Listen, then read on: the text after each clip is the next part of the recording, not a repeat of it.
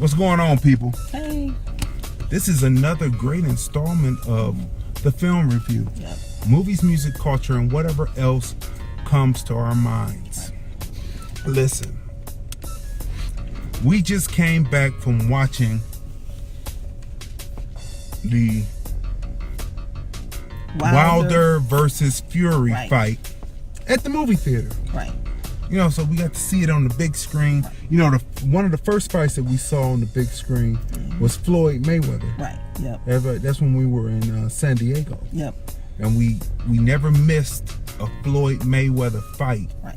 And so we were in San Diego, and we made sure that we went there to, I forget the name of the theater in San Diego, but we made sure that we went there and saw it. So again, this is the podcast. Hey, Franklin.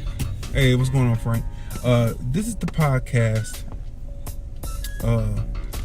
with the husband and wife team. I'm Crazy Dee Tracey. And we review culture and movies, music, politics, and society. Right. And we're going to talk about the Wilder versus Fury fight. Did people see that fight tonight? Did they see it? And my main thing is, isn't it grand that Showtime and the judges honored America tonight? You know, so we'll get to that. Okay, so we get to the theater, and we're at the concession stand. The concession stand is kind of packed. You know what I mean? So we got good customer service from a older lady who was working there, and she gave us great customer service. And when we got in, we had missed the opening fight. Right, but that we saw the replay of the knockdown, so it was a knockout, and so we missed that. But you know, then the next fights came up, all right, and then the next fight was Hurd, right? Yeah, or was it? No, it was Ortis. It was Ortis, King Kong versus Kauffman. Yep. Right. Tonight, King Kong didn't seem as great as he had been in the past, and we found out something, that he actually can speak English, and that's shocking, and that kind of takes away the mystique of him as a boxer. I told you he spoke English. I know you said that. You said you heard him talking to the guy, and I said, oh yeah, and then all of a sudden, you know, he spoke a little English. And if you haven't noticed something about Hispanic people or Latino people, I found out a couple of days ago. I found out having lunch with Franklin and Ramon that the Mexicans call themselves Hispanic, and everyone else, Cuban, and what Ortiz is, they call themselves Latino. So I didn't know that, because I always thought that Hispanic was the insult for all, because Hispanic is not really a culture. But anyway, so I learned that from Savoy. But anyway, so King Kong came in, and he really didn't get the guy out until the 11th round. You know, the guy kept sticking in, and no, it was the 12th, because it was the 12th and final round, and he was thinking that maybe he might last, and there might be something on his record, but he finally got him. But what I didn't like about the fight, just watching it, was that Ortiz seemed to throw intentional low blows in the fight, and then he thought he was going to be able to take the man out, and then it didn't quite happen the way that he thought it would happen. So then came the Jarrett Hurd and Jason Welborn fight. Jason, what's interesting about this is that, you know, it was Showtime, showing on Showtime, and now Deontay Wilder has his Bomb Squad promotions team, and it was a joint venture between the promotion from the Deontay Wilder and the English promoters, you know, and so it was a joint venture on Showtime. And so this Welborn guy, he gave up his middleweight title in England to come and fight Hurd, Right. to try to get the unified belts. Right. And at first, he was kind of putting it on Hurd. Mm-hmm. What did you think? I think it was a good fight, and it was great sportsmanship between Welborn and Hurd. Mm-hmm. And especially when Hurd had. Did he go? He went between the ring, ropes, Hurd like he was about. yeah. And then he helped him hold on. Yeah. So that was good. And there was no low blows. No low in the blows fight. in that one. No. Yeah, it was a really good fight. He was definitely Welborn was definitely into the inside game. Yeah. And so he was in on his chest, right, and he was pounding him. But then around the fourth, he said, "Well, let me," because he had got some good shots off. And he said, "Well, let me get this guy." So he got him, and he got him with a body shot. Yeah. He dropped him in his. They call it solar plexus. I always call it the sternum. Yeah. But he caught him there, and he dropped, and then he looked over at his corner, and I was like, "Are you waiting for them to tell you to get up?" Because he sat there breathing, and it got to 7, and I was like, "Well, is he gonna get up?" And then when he got up, it was 10. The chest was. He said took the wind out of him. So I think that Hurd beat the fight out of him. Once he started opening up on him. So that was an interesting fight. It was a good fight. But then Charlo got into the ring. Yeah. And I said that if you do this type of performance, these 3 belts that you have on are going to be easy work for me. I want to take this. I noticed how Floyd Mayweather's language travels through the different boxers. Travels through their lexicon, so to speak. Within their lexicon, they always use easy work, hard work, dedication. You know what I'm saying? It's going to be easy work for me. I'm sure they look up to Floyd and respect him, right? So. And when I first saw Hurd, because we saw him live.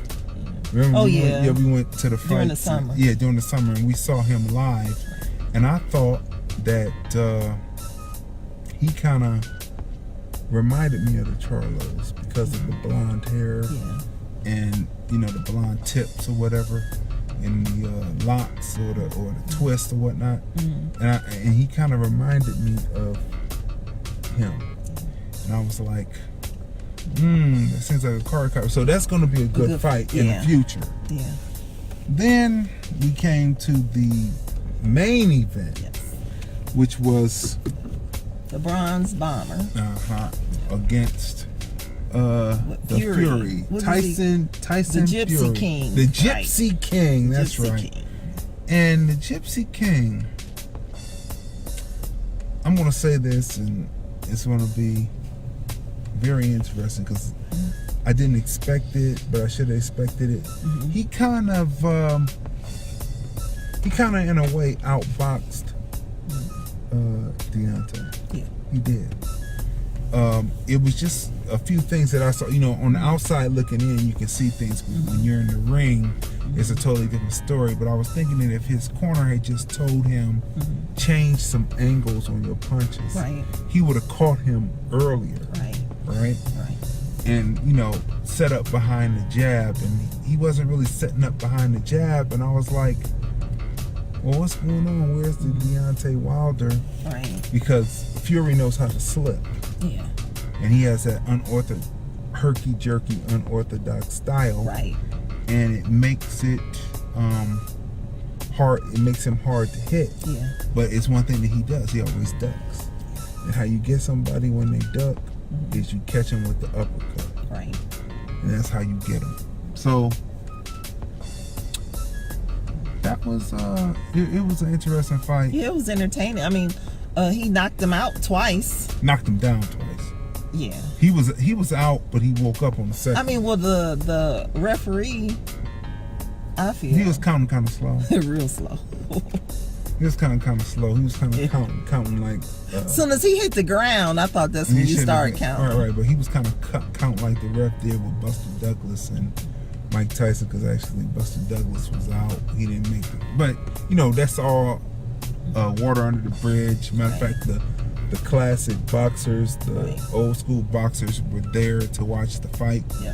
And Lennox Lewis had it kind of right.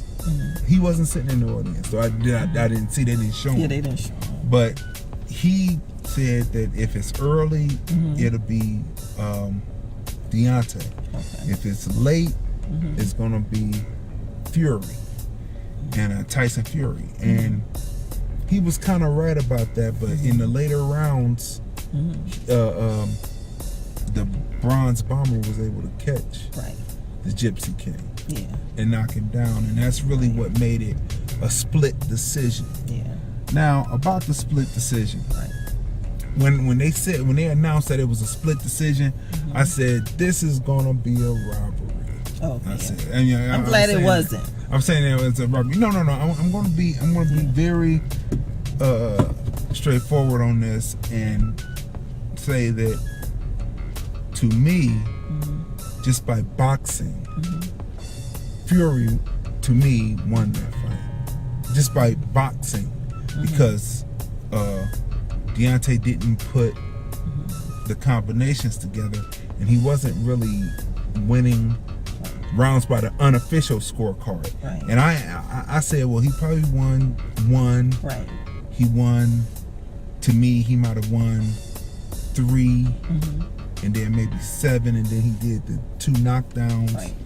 You know, and I said, well, that's what it is. But the unofficial scorecards from Showtime, they were saying that he hadn't won a round until he did those 10-8 rounds of knocking Fury down.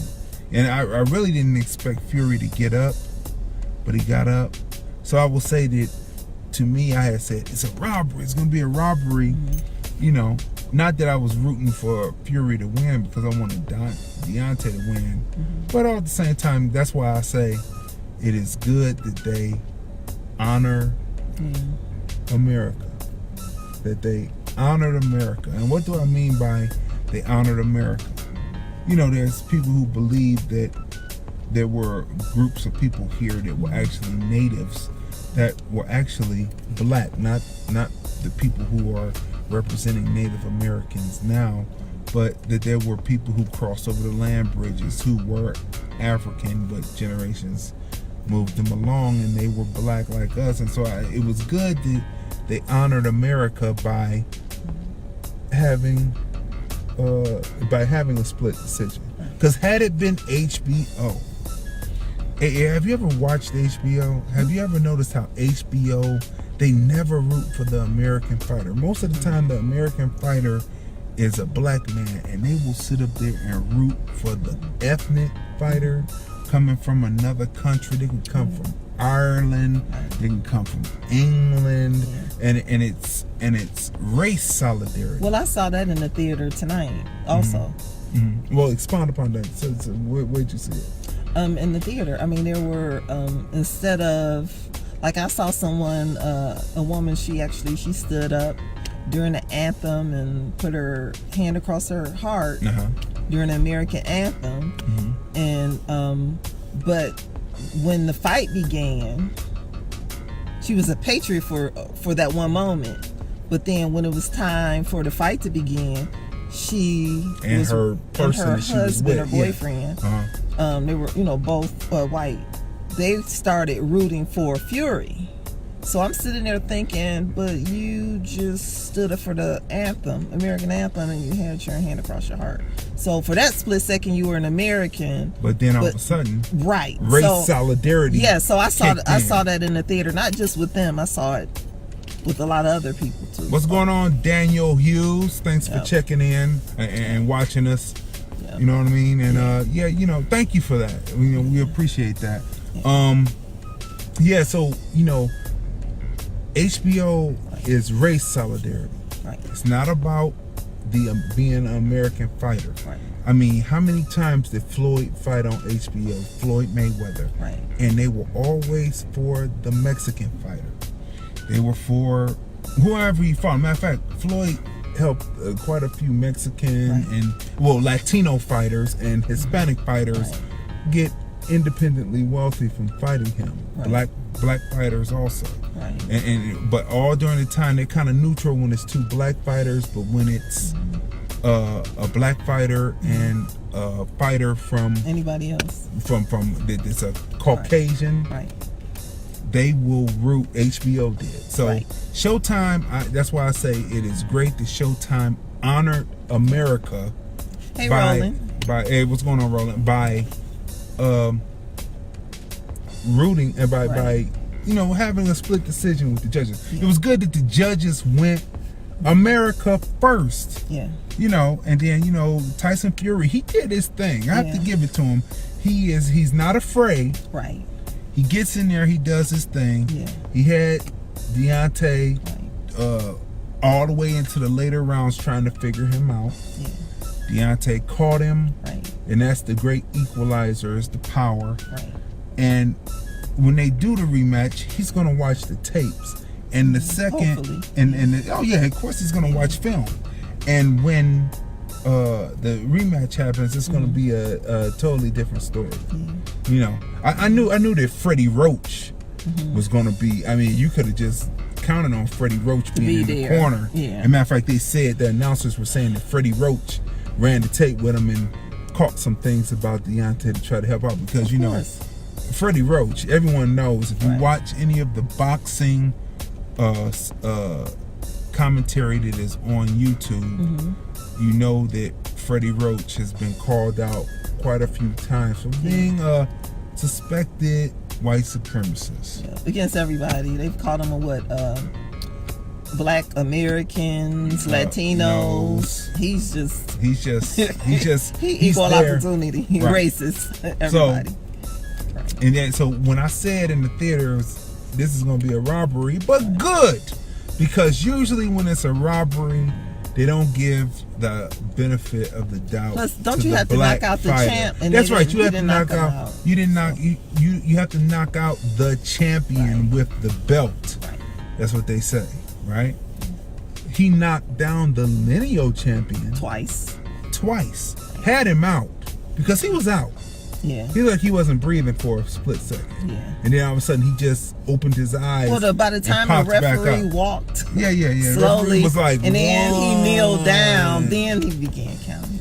This is just our observations of it. When you go back and watch the tape, this is our opinion on it. 1, 2, 3. Are you all right, buddy? Are you all right? 4. Are you gonna get up? Are you at 5? And he got up and Tyson. So I give Tyson Fury a lot of credit. He has a chin. He withstood it, but he was not able to even stun Deontay. He caught him. He blinded him with the jab and then coming across with the right hand, but he wasn't able to do it. So as far as that's concerned, It was a good fight. yeah, it was a good fight. It was the whole card was great, and I'm Yep. glad that Deontay is getting into Yeah. the promotion. Definitely following the blueprint that was put out there by Floyd Mayweather. Yeah. Most definitely. So Yeah. we definitely give it up and big ups to Floyd. Yeah, Floyd gave good advice. Yeah. Well, he believed that Deontay is a great fighter. Yeah, he said he loved him. He loved him, but he was only depending on just his power, and he needs to mix it up. And he was He needs to correct. mix up his game. Right. And so when he changed some of his angles, because I kept on saying in the fight, throw the jab, and he really needed to be fighting an inside game against Fury. Right. His head on his chest, and when he got inside, that's when he was able to do damage. But standing outside with a man with a longer reach, that's always a problem. So once he watches the tape, the rematch will be there.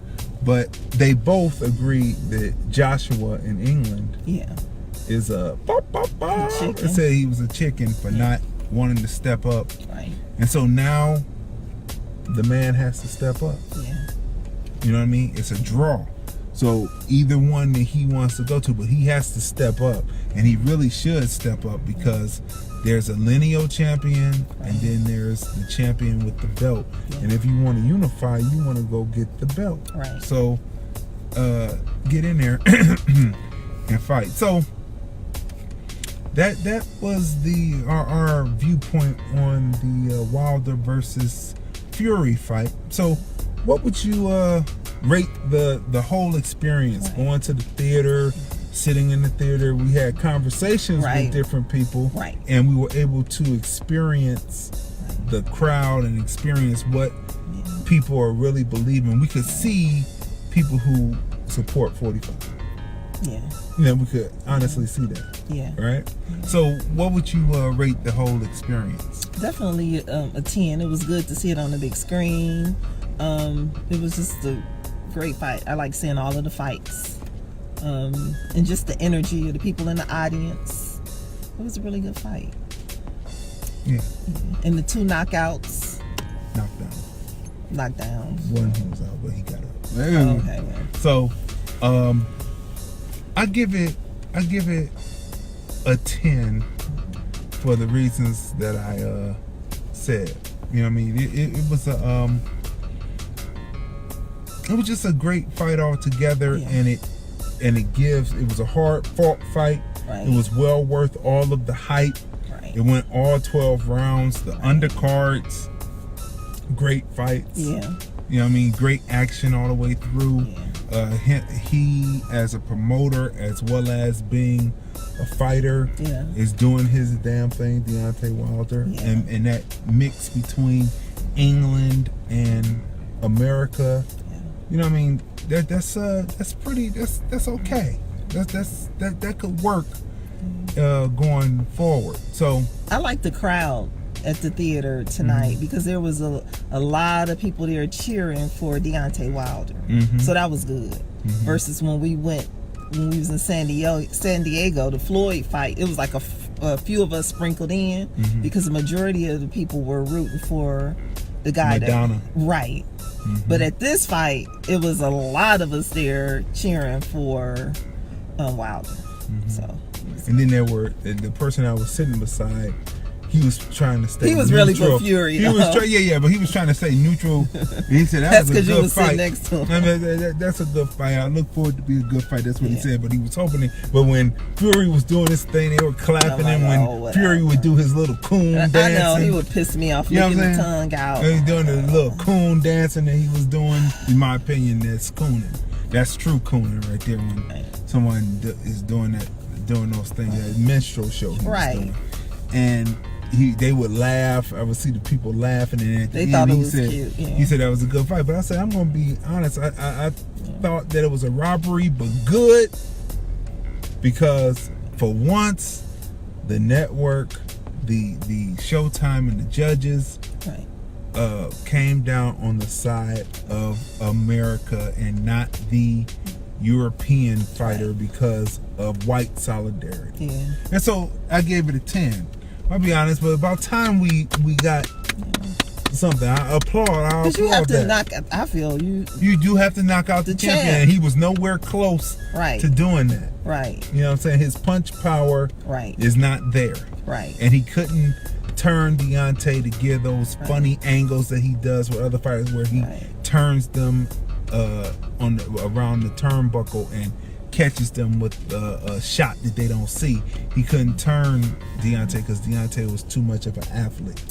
So, that was good. So, now, also we're discussing the new Meek Mill album. Championships. Matter of fact, this whole album could have been playing during the fight because the new Meek Mill album, people, incredible. He has a lot of great artists on his album. Fabulous, he has a song with him. My favorite is the one with Jay-Z and Rick Ross and Meek Mill. That one is nice. No, let's stop right there at the one. What's the name with Jay-Z? That's called What's Free. Okay, What's Free. Listen. You have to listen to this because this is Jay-Z. This is one of Jay-Z's top lyrical deliveries. Inspired what he's talking about, the purpose and what he's talking about it for. You definitely have to listen to this. The whole Meek Mill album is just going to it. And you know who he reminds me of? The first opening track. What's the name of that track? Oh, you did say what's the opening track? Trauma, right?